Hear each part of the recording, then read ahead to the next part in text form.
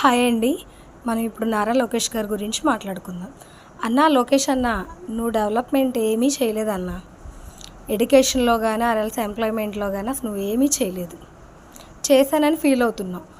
ఏదో నలుగురు స్టూడెంట్స్ని తీసుకొచ్చి ఏదో మీటింగ్ పెట్టేసి వాళ్ళతో మాట్లాడిచ్చేసి నువ్వేదో వాళ్ళకి ఆన్సర్ చేసేసి ఆ వీడియోస్ అన్నీ తీసుకుని సోషల్ మీడియాలో పెడితే నువ్వు డెవలప్మెంట్ చేసినట్టు కాదు. ఫస్ట్ ఆఫ్ ఆల్ నువ్వు చేయాల్సింది ఏంటి అంటే, నీ వెనకాల నీతో తిరుగుతున్నారు కదా నారాయణ గారు, ఆయన కాలేజెస్ ఆయన స్కూల్స్ ఉన్నాయి చూసావా, అవన్నీ తీపిచ్చేసాయి నీకు చేతనైతే.